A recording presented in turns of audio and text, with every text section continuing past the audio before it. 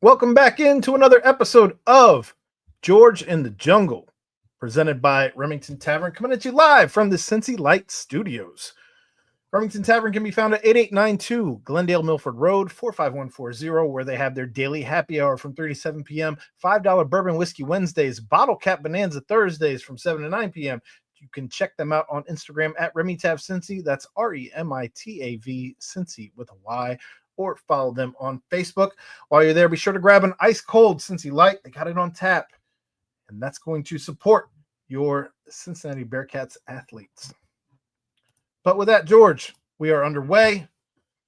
Another episode. We're getting ever closer to 100. We're over 80, but we'll make it. We'll make it. I hope. There's plenty to talk about though this week, as there's training camps starting tomorrow. There's training camps starting next week. The trade deadline is right around the corner. But diving right into it, let's start with the Cincinnati Bearcats, and training camp breaks at Higher Ground next week. I'm super excited about it. We got plenty to be excited about. There's guys on this team. I mean, if you look at the top of the roster and you look at the guys who have been here for several years now, some guys like Jake Golday have only been around for a year, but other guys like and Joe Royer as well, only being around for a year. But guys like Gavin Gerhardt, who's been around for, it feels like he's been around for 5 years, 6 years. Well, he probably has. But all of these guys, and we talked with Nico Palizzetti last night on the BVP, all of them could have gone anywhere else. You talk about Brendan Sorsby, you talk about Gavin Gerhardt, you talk about Joe Royer, you talk about Dante Corleone. All of these guys could have gone anywhere else. They stay here with Scott Satterfield. They stay here with the Cincinnati Bearcats. And there's obviously a lot to be excited about. Clearly, they're excited about staying. They have their own reasons, I'm sure, all of them individually, to stay for whatever reasons those may be. But they're all here.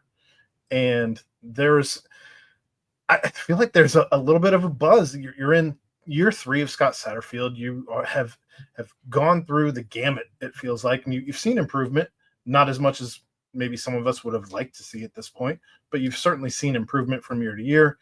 And I am of the belief that I think that this team is probably 8 or better. I may be alone on an island thinking that they're somewhere between 8 and 10. However, I think that's where this team could land.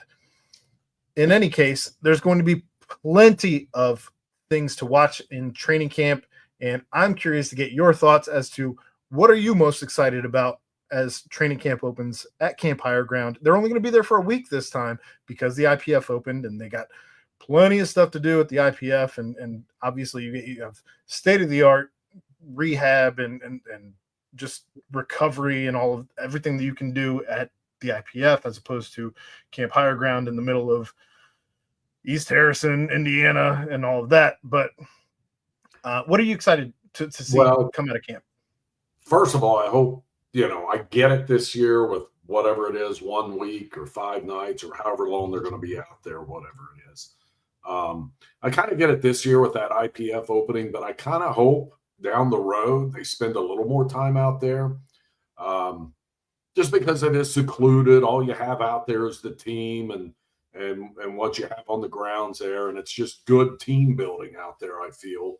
And someone told me that obviously a lot of people paid a lot of money and donated a lot of money for this IPF to happen, so they didn't want questions of why are these kids out there training on those fields when we paid all this money for this beautiful facility and everything they need is right here. And I get that. I totally get it. Right. But I would like in the future a little more time out there secluded together, because it's different.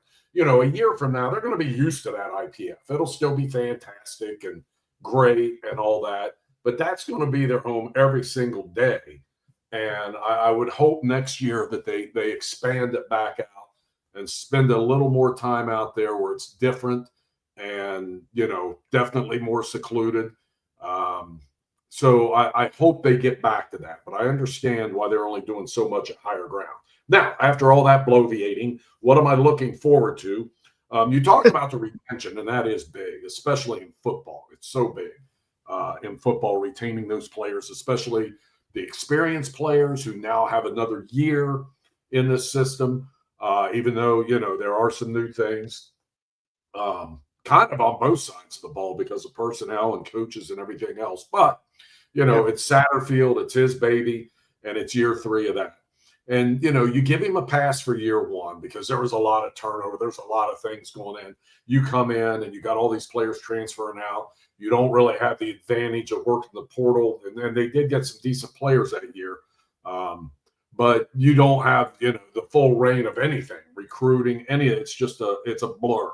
So, and then year 2, you're just trying to steady the ship. You really are. What's interesting to me, here we go, year 3, you really do want to start to see something, take hold. You want to see some growth. Obviously, the preseason prognostications do not see much growth coming or much hope for this Bearcat team to be real competitive in the Big 12. I mean, they're definitely pretty much, lower half or bottom lower half of just about every, preseason prediction, which generally when it comes mostly from the media, it doesn't mean a whole lot. And you never know. You look like they didn't do a Big 12 media poll this year because last year Arizona State was picked pretty much dead last and then, goes on to have the season they had. And it kind of looks silly when you're promoting that kind of a poll on your media days and your website. So I don't think you're on an island by yourself locally thinking, 8 wins is reasonable because I'm expecting more. I know a lot of people outside are. I'm expecting more. I think the team's expecting more, and the coaches better be expecting more, and they probably better get more, or things could be changing soon. So battles I'm looking forward to. Number 1 for me is just all these wide receivers they brought in, and it was Jeff Caldwell, that guy that we've been hearing about with, and obviously he's got the size. It's going to be fun to watch those guys work in the mix. That's the biggest one for me. Then, you go on the defensive side of the ball, and it's like, I want to see, they got those injuries last year on the defensive line, including Corleone, who now finally is probably back to his old self. Sure. Probably didn't get that way until late in the season. But they're going to have some players to play with this year. They're talking about going, maybe 9 deep on the defensive line with guys that they can rotate in and keep them fresh. So I want to see who emerges there, though. Who are the real forces? You got Corleone, but you got to build around him. They had a couple of key pieces go down early last year in camp or in spring practice. So you want to see, that defensive line come together because, that we know defense was such a big part of that run when they went to the Cotton Bowl. And, I'm still, as much as the game is spread out and as much as all the offensive wrinkles are there, and you look at what's happened in the NFL with offenses, a lot of times it still comes down to your defense, having to make a stand in the fourth quarter. So you got to have a good defense if you're going to win. Right. So I'm really looking forward to see what they can do on that side of the ball and see how this, new defense finally takes hold.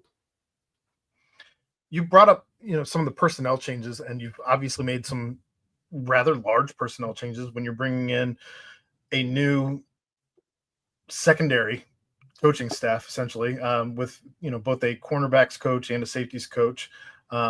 You also bring in a new special teams coordinator. So what kind of changes do you think that you're excited to see there compared to what we saw last season at those particular positions? Well, I'm starving, and I think so are the coaches, for some consistency back there. I mean, my God, it's been all over the map, it seems like, since Satterfield walked in the door. Are you talking about secondary or are you talking about special teams? Because those are two different stories. Well, I'm talking about secondary. Okay. Special teams, I want to see competency. I mean, it got pretty rough, didn't it? Yeah. It was really I don't want the special teams to be consistent like we saw in the past, because that was a bad consistent. There's bad Correct. consistent and good consistent. They didn't have a lot. Yeah. I mean, there was consistency on special teams. It just wasn't the kind you want. Sure. So, we'll see with what they brought in. They've got to put a premium on that. I think they are, because that's another phase of the game. You go back a couple of years ago at Nippert Stadium and see, some of the devastating things that happened there, even last year, or, early in the season, and some of the devastating things that happened in the special teams that cost them games. And, you think of Pitt and then Miami the year before, and God, was it BYU the year before? I mean, you could name a million games, it seems like, in the last couple of years. And there was some special teams part that enabled the other team to get an advantage or make a big play and change the tone of the game. So, yeah, inconsistency there, just not the kind we've seen. They were consistently bad. Yeah, I'm excited to see what Adam Braithwaite and Eddie Hicks can bring to the secondary. Something that turnovers have been a serious question mark the last 2 seasons. And between those two guys being here, along with just a second year with a defensive coordinator who came in kind of late in the cycle last year, he's got a full season under his belt now and has gotten to kind of be part of bringing in his guys in this current cycle now. Between that and, the two guys in the secondary coaching staff, I think that should make a world of difference. They've already talked about, these are not interceptions. These are takeaways. These are, we'll see if that translates, but they're already at least talking the talk. They're trying to change the tone, change the mood of the room. As far as special teams goes, you bring in Luke Pascal, and we'll see what he brings to the table. Anything, honestly. I mean, it's not a knock on Kerry Combs. It was just the end of a road. And and he was probably in a bad spot because, look what the rest of the team was working with, and then he's working with what. Yeah, I mean, it just the whole team was kind of all over the map. So, to pin it on just him, I can't do that either. But I would just wonder how many hidden yards have been lost in the course. Like if we actually tabulated how many, there's no way to actually do that. Who knows with, the missed tackles or the fumbled punts or you name it. They had a gaff here and there and everywhere. So I'm curious to see just how much hidden yardage they're able to maybe come ahead with this season, as opposed to losing it felt like every game. Yeah, it did. It felt like they lost that battle just about every game. And that's a big part of it. I mean, if they can get that fixed, if they can get that to, a tick above competent, it's going to maybe you win some of those coin flip games that you were coming on the wrong side of. Yeah, you totally would have. And that's why that's so darn important. I mean, how many games, do come down to a special plays team late in the game, whether it's getting off a punt, whether it's fielding a punt, or, obviously kicking a field goal. It's just, there was nothing you could rely on with the Bearcats, it seems like, other than their punters getting the leg into the ball pretty good. But other than that, there's been nothing really to rely on special teams here over the past couple of years. Some other camp battles that I'm looking forward to, at least I don't know that I have the capacity to see it, even if I'm able to make, a practice or two while they're either at higher ground or at the IPF as far as offensive line goes. But I'm curious to figure out what you have outside of what we're seeing come out as a projected starting five. I want to know what the depth is along that offensive line. I really want to see what you have at the running back position. We know what Evan Pryor is, or what he has been anyway. Is he able to take a step forward? Are the guys who are in the room around him, able to do? We saw some things from Manny Covey last year, especially in what was it, Iowa State, I believe, where he was the only running back left.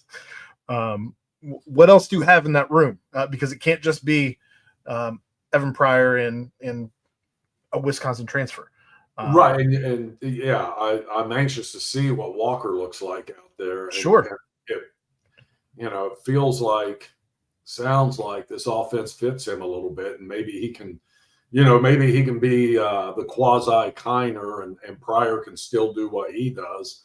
And they mix Manny in there as well, depending on, the kind of camp he has. But I feel like they have some to work with there. I think agree.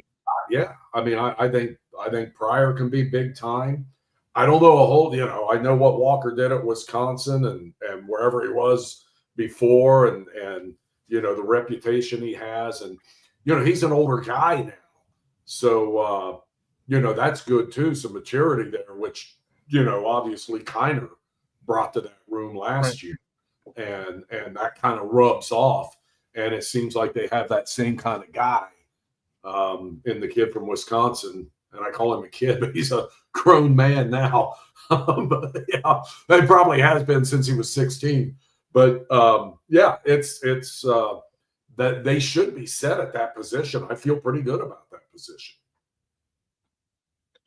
Not that I feel nervous about that position or anything like that. It's more the matter of I'm curious just to see what you have around. Like I said, Evan Pryor is kind of a known commodity. Let's see what else you got in that room. When you talk about wide receiver, Jeff Caldwell is a name that you brought up, but it's literally every guy in that room has been ballyhooed at one point or another, it feels like. Let's see what you have in that entirety. Cyrus Allen, some of the young freshmen from last year, redshirt freshmen now. Let's see if they're able to emerge. There's just feels like there's about a dozen names in that room that have all done well at one level or another, just not at this level. So let's see what you got in that regard, and see what the connect is there with Brendan Sorsby.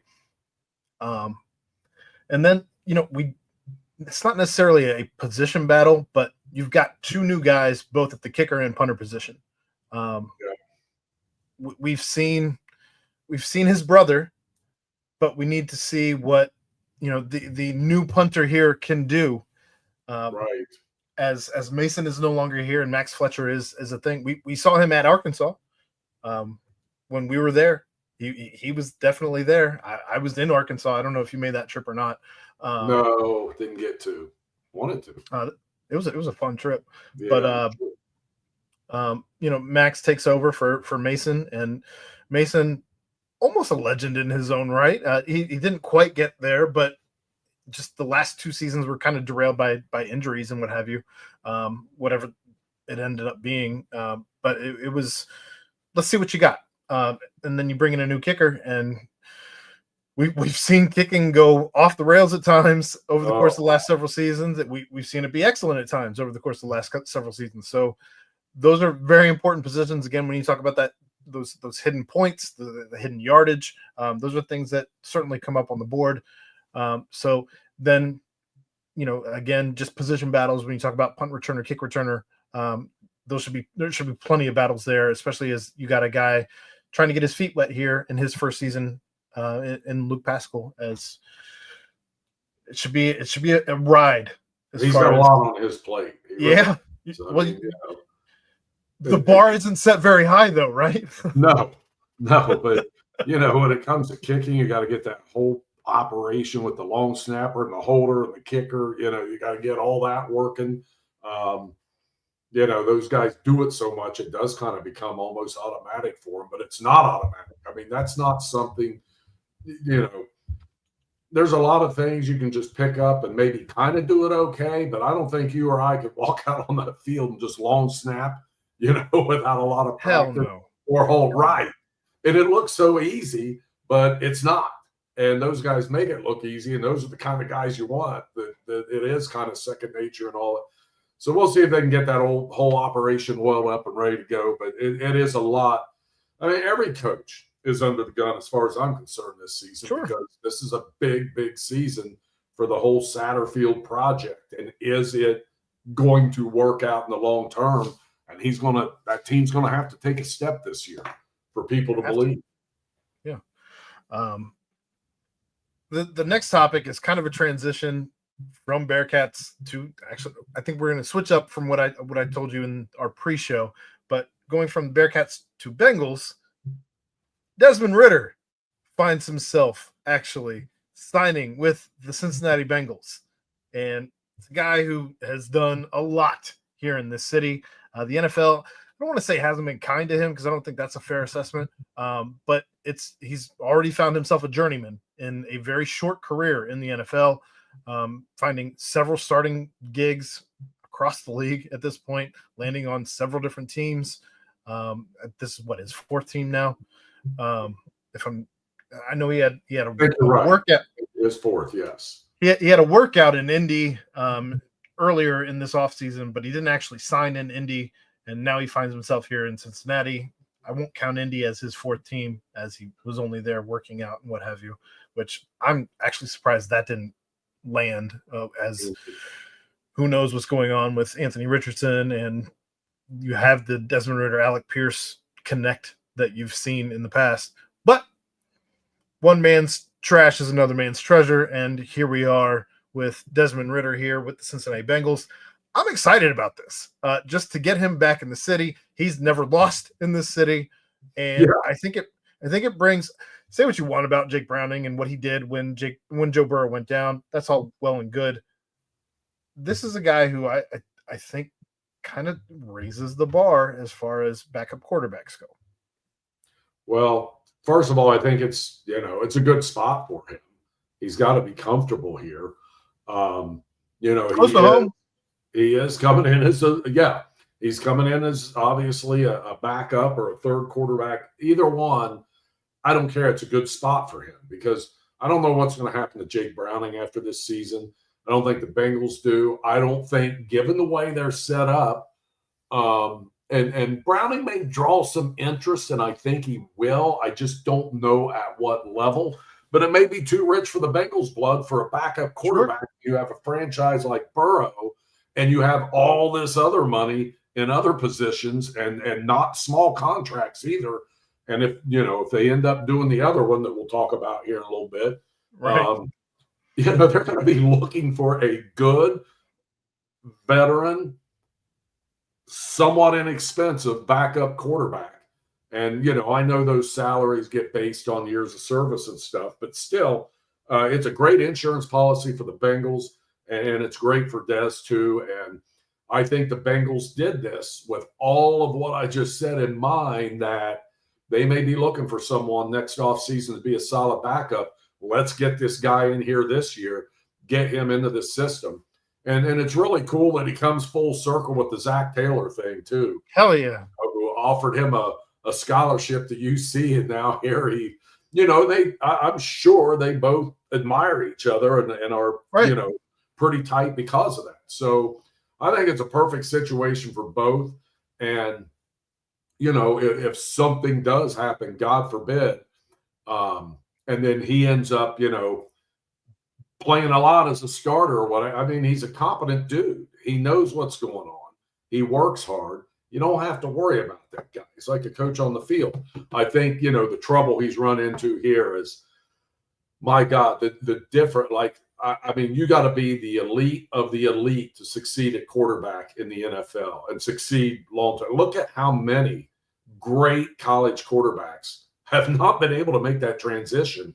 And it may just be their arm's not quite as strong as this one, because you're talking milliseconds when it comes to these windows in the NFL to throw the football. Then you got to have all the mental stuff going on too. I mean, in this day and age, with these fancy offenses and defenses disguising things and running the zone blitz and all this other stuff they do, you got to, your decision-making has to be quick.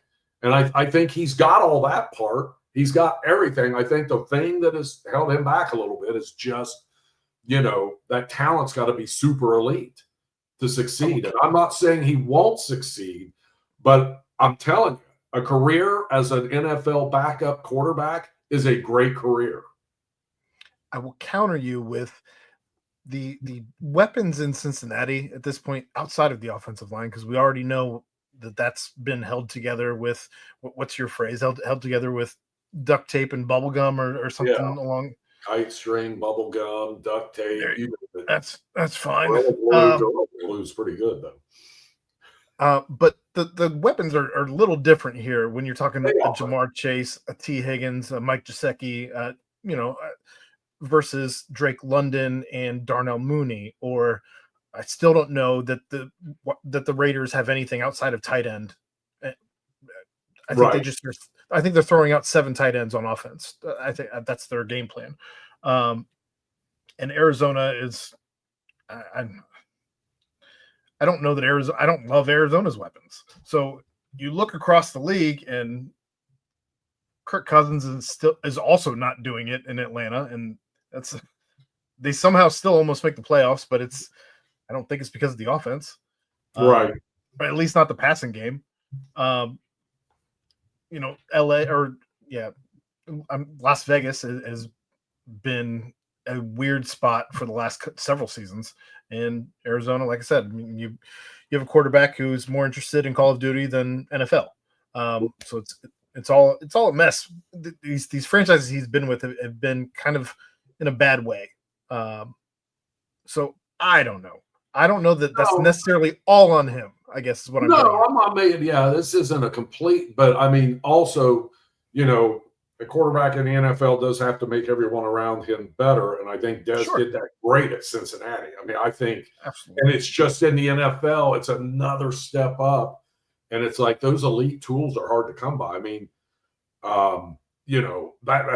these quarterbacks, you look at teams drafting. And I mean, how long's Cleveland been looking for a quarterback? You just 3 decades, and they had Baker Mayfield and let him walk, and you see what he's doing in Tampa. So it can happen, but I just feel like it's a good fit for Dez because at this point in his career, yes, after what he's been through, what's going on here, that he could be a long-term, backup here, and that's not a bad gig to have. I don't know what his aspirations are long term, but I always felt like he'd make one hell of a head football coach somewhere someday. And I don't know if he's thinking about that, but being in this vein and the stuff he's going to learn here and what he's going to see offensively with the talent on this team and what these guys do, I think just everything is a plus for him as he goes on. And maybe, who knows, in another year, 2 years, whatever, maybe he gets another shot somewhere and wants to take it, but I just think it's a good spot for him. Plus, I like having the guy around that just gives you a warm feeling after the success he had here in Cincinnati and what he did for the Bearcats. And what he did for them was phenomenal. I mean, that's just, quite honestly, one of the football icons for that program. So there's plenty more to talk about with the Bengals. I'm going to read a tweet to you from Paul Daner because I think it sums it all up. But just another training camp in Cincinnati, a recent history reminder. 2020, Joe Mixon holds in until September, signs extension. 2021, Jesse Bates takes aim at organization in a press conference, no extension. 2022, Bates franchise tag holdout / in a suite during a preseason game. 2023, Burrow negotiations / calf, signs day of Thursday kickoff game. 2024, Higgins tag and report, Chase hold in, minimal practice, no deal. 2025, Hendrickson Stewart. Why can't we just have a clean offseason? Like just a clean camp. It blows my mind. It never happens. No matter how the NFL structures it, no matter how simple they make it, and it's not simple, but I'm going to change a little bit on this Shamar Stewart situation. I think when it comes to light, what the hell? Now, I do believe on draft night, or maybe the next day, you talk to the agent or whoever the hell it is around him and say, look, this is what's coming. This is what we're doing. You start getting that done. And maybe they did. But if the situation, as I understand it, is that the Bengals just want a clause in there, basically, if you get in trouble, enough trouble that you have to go sit in jail and can't be playing football, we're not paying you. Now, what profession could you get arrested and hauled off to jail and you're still going to get paid by your employer for jobs you're not working at? I don't know of any. I guess, A broker, baseball can happen but I'm interested now to know, are there clauses in those mega guaranteed deals like Soto signed and people like that? Are there those clauses in there? well, And we at least know the clauses where you're not allowed to do things like go. Some teams have clauses where you're not allowed to go ride a motorcycle or an ATV or things that would put your body in danger or things right. like that. And So MLB must have something like that as a league, because look at the Trevor Bauer didn't even get convicted, and look what happened to him, right, and his money was gone. The right. Dodgers didn't pay him. So, and then I'm wondering on the other side of it, and I understand something crazy could happen and you get caught up in something that you have nothing to do with, but you get, but I just can't imagine going in and telling my boss, yeah, I'm not signing this because, if something happens and I go to jail, I still want to be paid. Well, Where the hell did this come from? The way that we've heard it is the Cincinnati Bengals, while this might be the first year that they're implementing that clause in their contracts, many other teams around the league have already been doing this. And it's almost as if, because of the rap that the Bengals have had by everyone talking around the league, just in general, and I don't mean people who work for the league, I mean the talking heads, I guess. Right. They've never put the Bengals in a good light, not in my lifetime anyway. And so here you are with everyone else is allowed to evolve, and Duke Tobin said as much, but the Bengals are not allowed to evolve. And you have an agent for Shamar Stewart who doesn't have many clients. His biggest client is Zay Flowers for the Baltimore Ravens. Outside of that, he's got the Cooks, the running backs. James Cook's probably the bigger of them in Buffalo, and he has not signed a mega deal. This is probably his biggest deal that he has. Maybe Zay Flowers prior to this anyway, but I don't know that you have a bigger client than Shamar Stewart. And you're doing him dirty. And now you're making your rounds, doing weird things, contacting people on Twitter, trying to set up interviews where you're trying to tell your side of the story, which you're trying to do this with podcasts like you and me here around the Cincinnati atmosphere. It's a weird thing. Just get it done. But I think you hit on something when you talked about the Bengals' history and the reputation that they have. And I think this agent thinks, I'll get sympathy because it's the Bengals. And look, I fell into that trap because immediately I thought, here we go again, the Bengals, doing something crazy and, trying to do something the rest of the league isn't doing because it might save them a nickel. Well, no, a lot of people in the league are doing this, and not only are they should. Like, who in the hell is going to pay someone to go to prison? It's weird. It's a weird stance. I mean, and I'm telling you, I guess if the Bengals knew they had trouble, that kind of held up the Mims thing for a little bit last year, from what I'm hearing. And if that's the case, and you knew that might be an issue, I think I would have called that it. Like, okay, dude, who's your agent on draft night when we're about to draft you? I want to talk to this guy. This is what we're doing. But if you don't want to do it, okay, I'll move on. And it'd be like, click, give me the next defensive end. Right. Because this is a disaster. I mean, maybe they'll get this kid in soon. I don't know. But this season's going to end up being a wash if he doesn't get in camp and get things going, because I don't know what he knows. I know he was around for the offseason, so maybe he doesn't. But This is not good for him. That's for sure. If this is the hill that you're willing to die on, it's also not good for your agent. It's a weird stance to take. And I don't know, and who knows how it'll turn out. But if I'm wondering who's advising Shamar Stewart to hire this dude in the first place. Where in the hell did that advice come from? So yeah, I when I heard that, I'm like, oh my God. I got to eat a lot of words of angst about the Bengals here lately because same. Look, and there's probably a better way they could have done this. I don't know. Maybe they did it as well as you could, but I think, most people who understand what's going on now are like, holy crap, that's what's holding this up.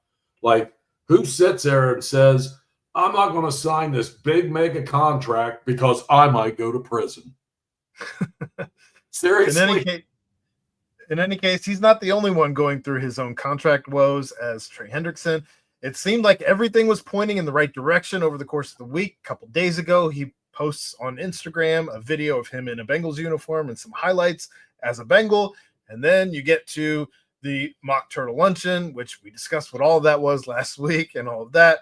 But things seem to be pointing in the right direction. Everyone's saying good things, and people on Twitter are talking about and pointing to maybe there's something done today, maybe there's something done by morning, maybe things are pointing in the right direction. And then Trey Hendrickson posts on his Instagram today that he is on the road on the way to Florida, not wanting to be a distraction, not wanting to supposedly hear the whistles of training camp. I don't know how close he lives to the stadium in order to hear whistles of training camp, but he has a home in Jacksonville, Florida. That's where he and his wife decided to go. Apparently driving there, which is crazy to me as well. There's so many weird twists and turns in this one, but I guess the Bengals had 2 offers in the last 24 hours. They were extension of years, but they are not the guarantees past year 1 that he is apparently looking for. At least that's what is coming out from reports. One of those reports is coming from Teo, and I don't know. I did see some really funny jokes, and I'm going to steal one. But I don't know how much you can believe Manti Te'o talking on the phone with literally anyone.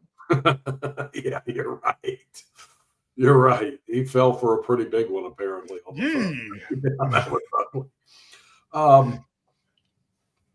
Yeah, it's a shame. And Trey is kind of a great guy. Love the guy. Grinder. Yeah. Yes. There's nothing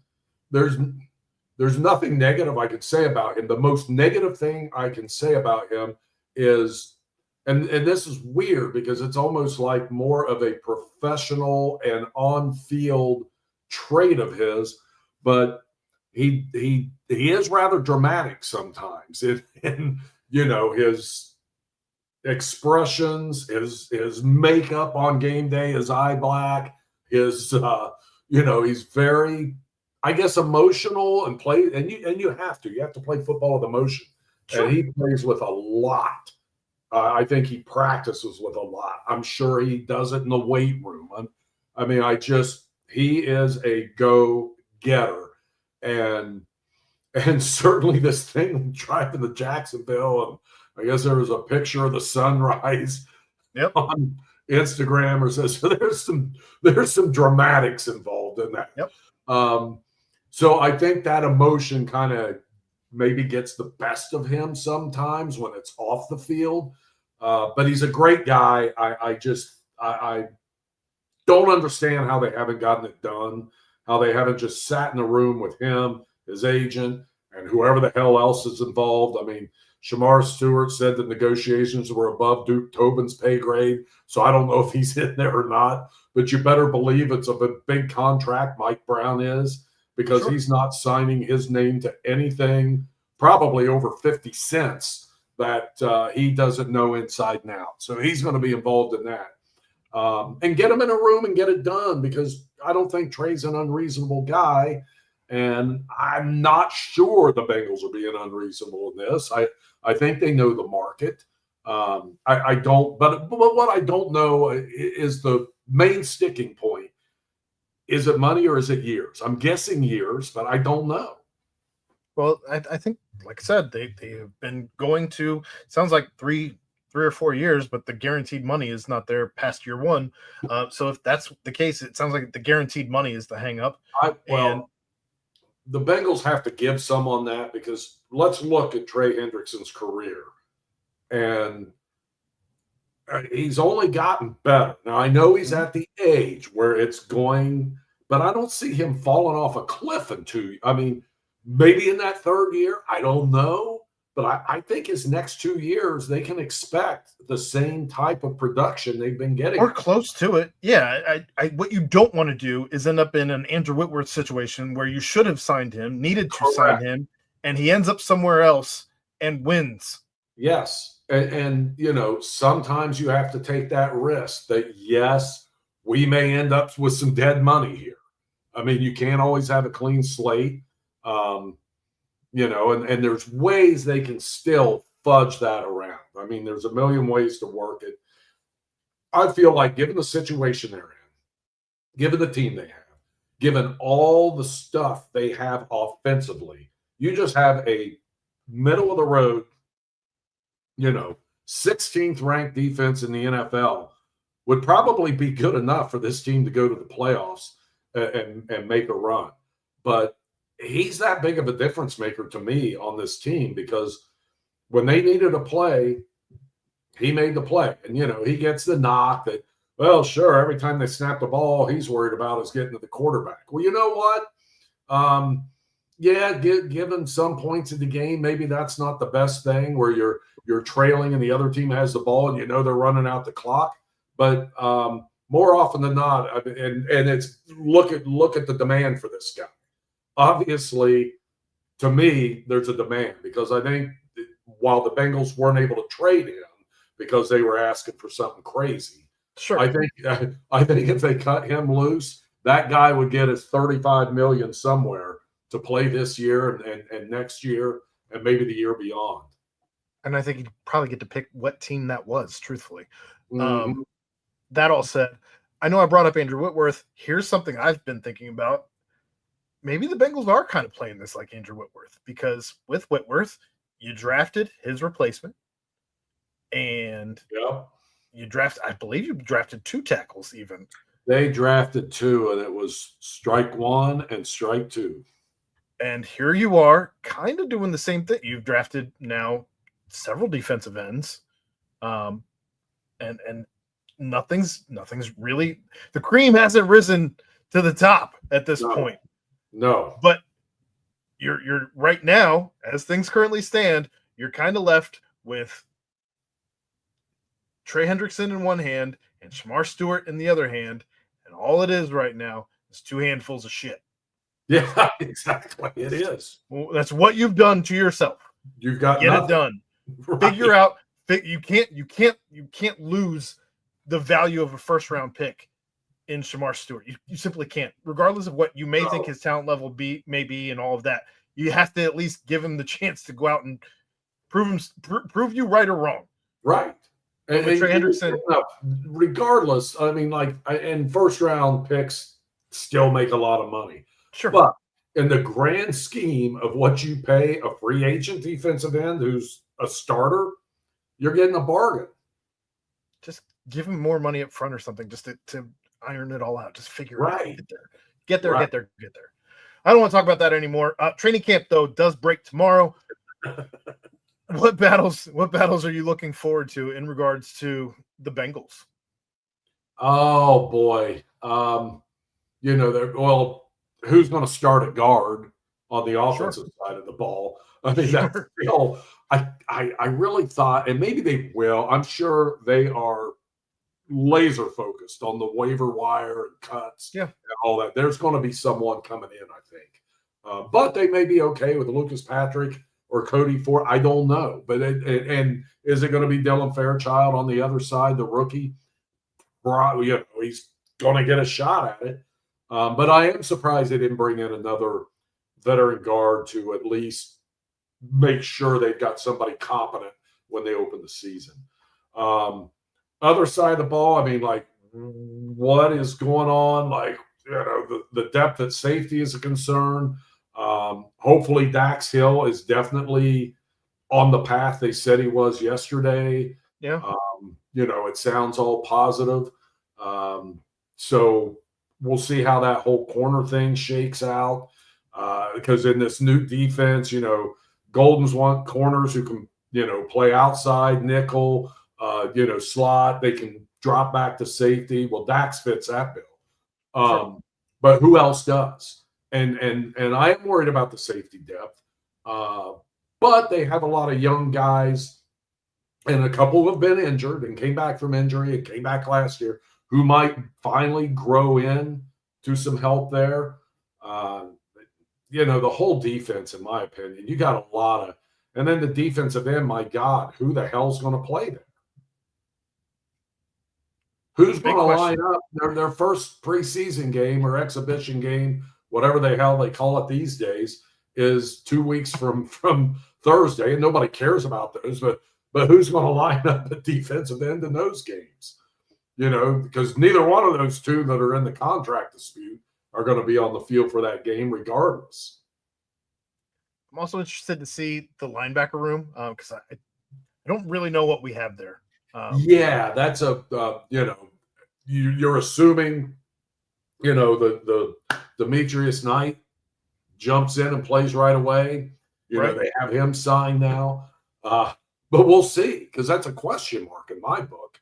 Sure. He's definitely, mature enough. He's 24 years old, and for a rookie, that's ancient. But I'm kind of glad he is, because they're asking this dude to start in the NFL, and hopefully he's as ready as they think.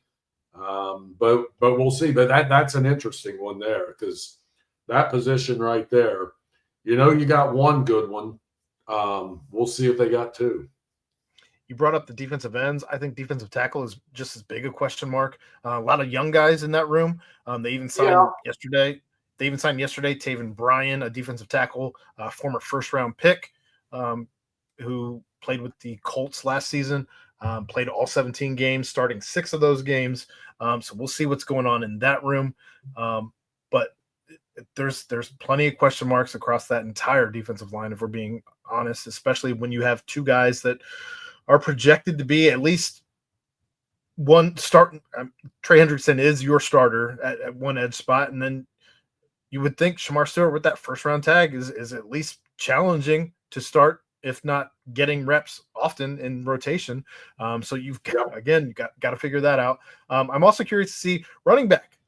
Zach Moss was put on the PUP today. So what do you have behind Chase? Because there's again, Ryan, baby. Well, you also took a running back that we're familiar with from the Big 12, in Taj Brooks. So there's plenty of stuff there. That third wide receiver spot, when you're talking about behind Jamar Chase, behind T. Higgins, is it going to be our guy Burton trying to challenge for that third spot? Is it going to be Josevich, who has had probably an early leg up? I don't know. I got no problem with that guy. I think he's no. Well. Absolutely. And I would love to see Burton jump up and challenge him, and really, because it's just going to make him that much better. I agree. So I think that there's plenty of stuff going on. Back to the defensive tackles. I thank God for BJ Hill, because I feel really good about his play. But I think they do have a lot of interesting young guys. They do. That I think there's going to be a couple of them emerge and be pretty damn good in the NFL. And I hope so.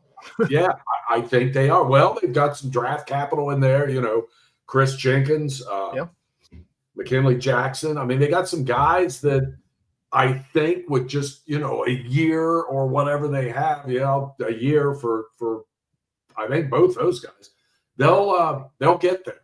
I think, and that's that's a difficult position to just come in year one and shine and be the dude. Some guys do it. Those guys are pretty much, wearing yellow coats up in Canton now. So that takes, it takes a little bit for those guys to really impress. And I think we're going to see that this year. I really do. I've got belief in some of those young guys they brought in.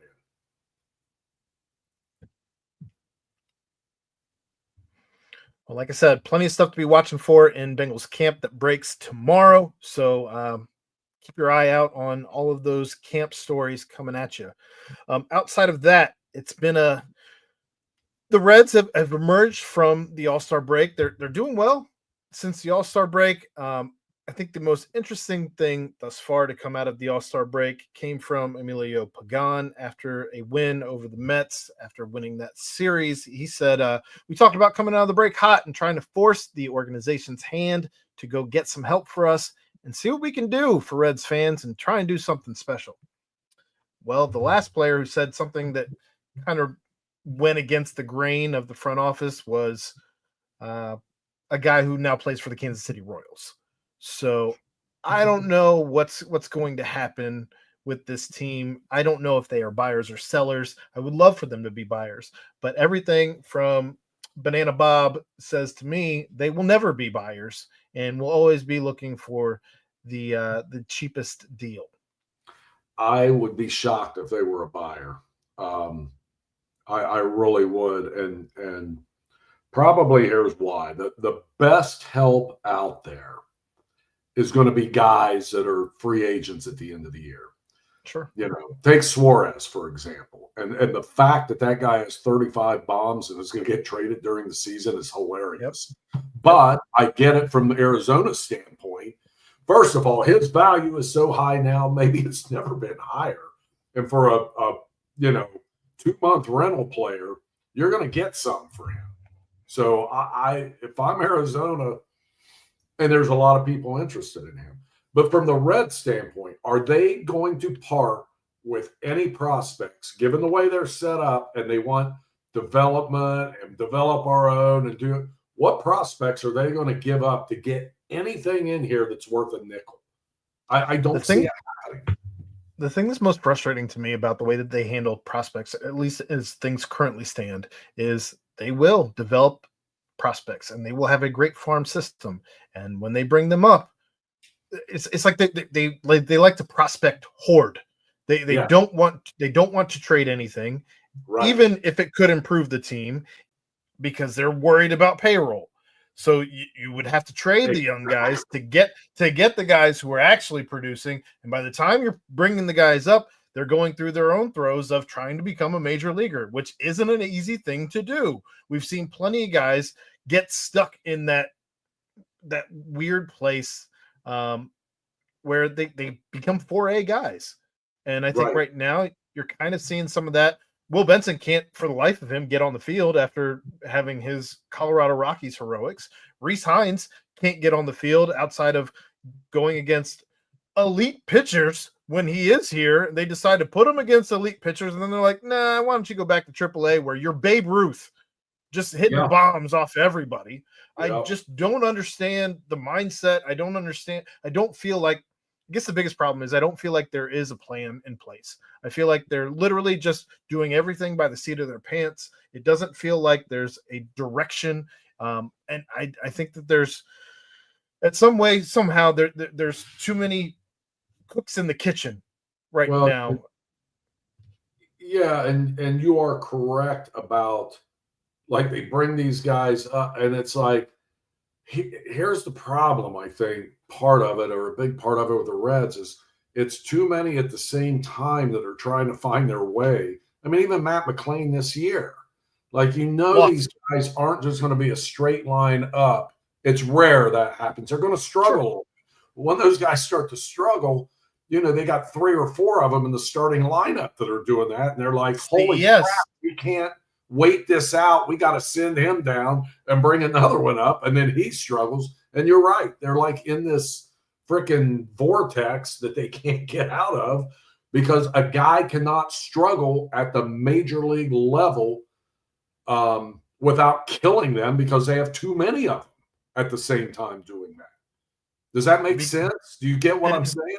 Well, it does, because they've got 7 solid starters in the lineup and one guy struggling who's a rookie. You could, and Atlanta's going through that with their guy. But he's getting at bats. He's still playing. And eventually, if it grabs hold, they're going to have a terrific player for a long time. But the Reds guys don't seem to get that luxury. It's like, you get a week or 2 up here, and if it hasn't clicked, you're back down there in Fall City. As far as the I won't talk pitching here. I'll talk batters and fielders. Outside of, Trevino and Austin Hayes and Gavin Lux, Tyler Stevenson at this point, I guess. Who are your veterans? Really on this team? Everybody else is a guy that has been here for 2 years. Yeah, it feels like Spencer Steer's a veteran. And he's not. I know. You bring up Matt McClain, you got Christian Encarnacion Strand kind of going through the same thing. He's one of those guys, yeah. He comes up, it gets going, but then he struggles a little bit. He's got to go down because they can't afford to have all these guys struggling at the same time. And so does he ever This grab goes back. hold? This goes back to the conversation we had last week, though, where you're putting yourself in that position because you can't afford to miss on the free agents that you sign, and you've missed Right. on several free agents that you've signed. Now we're talking about bringing guys up into the bullpen and maybe moving Nick Martinez to a bullpen role instead of being a starter to make this whole thing work. And again, we talked last week about spending $20+ million on a guy who you probably are going to kick to your bullpen before the season's over. Right. I really thought earlier this season he would be someone's, apple at the deadline, but I'm not sure now. I mean, he's had some uneven results here lately, so I don't know. Maybe they save money by doing that, and they'll do it. But I don't know what the market's going to be for him. It might be pretty good though. Every now and then, and he's a veteran and he's been around, so that's a guy they could move for some kind of borderline prospect, probably. But what's the point?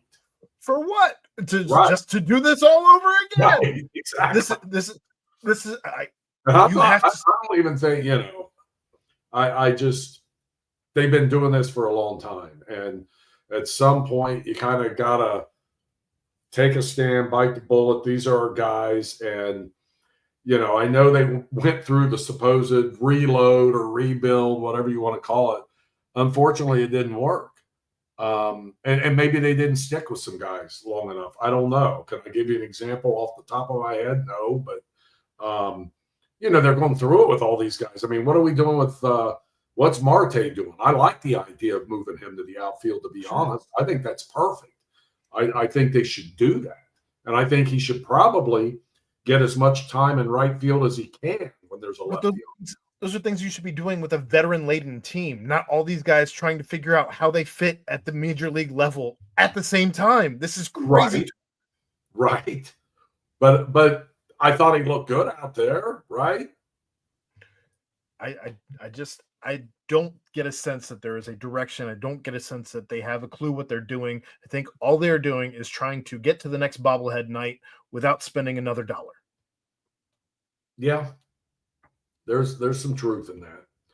There's some truth to that because I do not see them making any kind of bold move. No. At this trade deadline. I'll be shocked if they do. I would love to see it.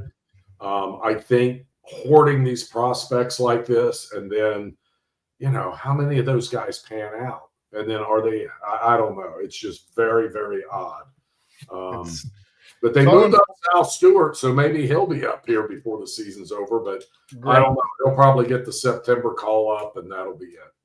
Or you do the same thing with him that you did with Rhys Hines, where he's up here, you put him against a pitcher that he has no business probably going against as he's trying to figure out how he fits in the MLB, and you're leaving him swinging at every slider he sees.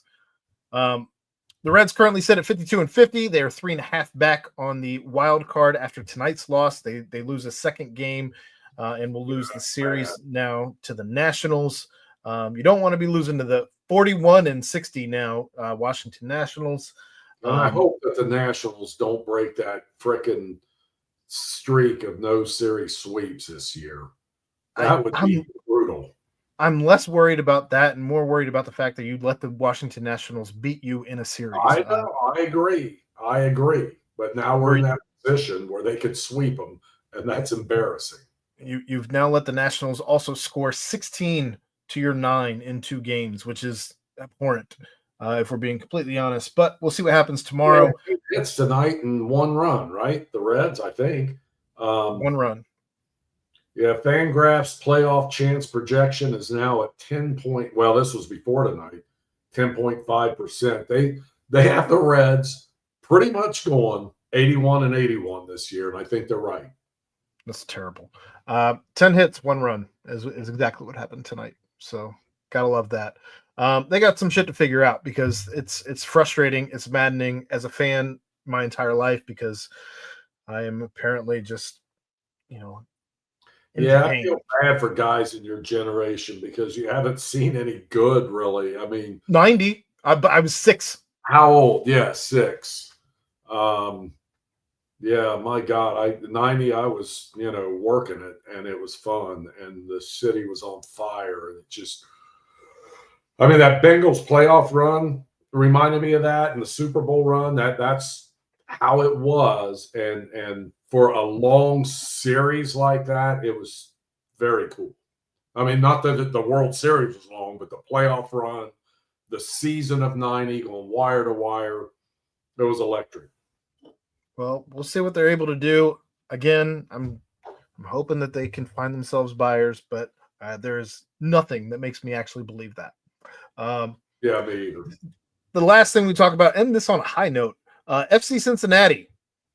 They played a couple of games actually since the last time we talked, and they played Inter Miami on Wednesday, winning that one 3-0. They scored more than 2, George, and they held Inter Miami to 0.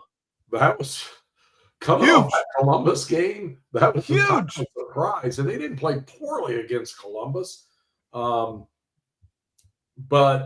obviously the end result was very poor. But man, to turn around and come back and play like that and do what they did, and Evander had 2 goals in that game, and one was like, it was almost like lollipop soccer, where it got all tangled up in front of the goal when he's coming in, and it got kicked around a little bit, and then it pops open. It was really funny. That you don't see that a whole lot at that level. So that was very impressive to do that to Miami, coming off that, disappointment against Columbus. And Miami's good. I mean, they're still, they played 3 less games than everybody else, and I don't know what there's. I guess if they won all 3 of those, technically they would be in first place. But Cincinnati's opened up a little room. And then Cincinnati played Salt Lake and won 1-0 on Saturday. So they get 2 out of 2, and you gotta love that. Goal too. That was funny. Like, that was a fairly lengthy kick and had a nice bend to it. Oh, that was sweet. And then, my God, Celentano was incredible as goalkeeper in that game. He was really good. And Salt Lake did blow some chances, but that's part of it. I mean, they didn't convert. Cincinnati did when it got a chance. That was a really good win, considering it was a scoreless match with, I don't know, he scored late, 3 minutes, 4 minutes to go. He scored in the what minute was it? I don't know. 87th minute, yeah. It was late. Yeah. Yep. And then there was like 4 or 5 minutes extra time, and there were a couple of great defensive stands there too. That was a good win for them on the road. But you score 4 in 2 games, and you hold Messi and Inter Miami to no goals in a game. You get that chance to go back-to-back wins against Miami on Saturday in Fort Lauderdale, because they don't actually play in Miami. Right. But yeah, they've got a real opportunity right now. They find themselves all alone at the very top of the table by 1 point.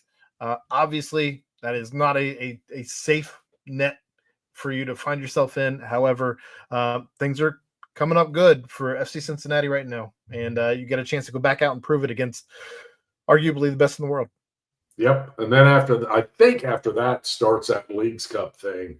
But this match Saturday night is huge. That'll be, still early enough in the season, but it's just kind of a ton. They win that one, and that's a statement right there. Yeah, both teams right now down there after beating them up here 3-0. That's a statement. Both teams right now have won 4 of their last 5. Of course, Inter Miami's only loss in that last 5 is FC Cincinnati. For whatever it's worth, Inter Miami is at -130. The draw is at +333. Cincinnati is at +280. Wow. So and that you could draw, make some. Cincinnati doesn't really draw that much, so that's if you've got a spare 20 spot, that could rake. Yep. I like your idea there. I like that idea. In any case, I don't have anything else. I don't know what you got left, but no, nothing. Just sorry about the passing of Ozzy Osbourne. My God, the Wizard of Oz. A legend dies. Oh God, when I heard it, and it's like the first thing I thought of is when my kid in my neighborhood called me. It's like, you got to come over and listen to this album. And I come over there, and he's got Masters of Reality, and the rest was history after that, baby. It was on. We missed the first Black Sabbath. And then this kid became the biggest Black Sabbath fan I knew in high school. And he starts buying these Black Sabbath albums, and his old man sees like the covers and stuff and all this demonic stuff. And it hit the fan over at his house. And he had to hide them. He had to hide them like they were Playboy magazines. It was funny as hell. And we couldn't play it loud after that either. But yeah, it's boy, what a career and what a life that dude had. I don't know. I think they said he was 76, and honest to God, if you would have told me 40 years ago he's going to live to see 76, I'd never believed it. It's like Keith Richards. He'd probably say the same thing. Yep, he totally would. And if you have never heard the story about him getting going missing in Nashville, it's worth the read or the. I saw it on one of the documentaries where he was missing in Nashville, and so they checked in the hotel room at 6:30 in the morning, off the road, and he comes in and he goes in a room, and a maid had just finished cleaning it. The door was still open, and it was the wrong room. And he goes in there, shuts the door, locks it, passes out on the bed. Well, they got a concert the next night at like 8. He sleeps all the way through. Well, back then, he didn't have a cell phone or anything. And they're like, right. Mr. Osbourne is in room 318. Well, he's in 316, dead asleep. And they're knocking on the door. And then they put out, the agent tells the cops, they put out a missing persons thing in Nashville, and they're panicking. And then Ozzy around 8 o'clock wanders down to the hotel lobby, and the agent's sitting there wondering what the hell's going on. And Ozzy's like, "What's up?" He's like, "You're late for the concert. Where were you?" He goes, "I was in my room asleep." And then they finally put it all together that he went into. It's hilarious. But, they thought he was probably out on a bender, to be honest. Sounds about right. Also, rest in peace to Theo Huxtable. Mm-hmm. Shocking. Warner. Yep.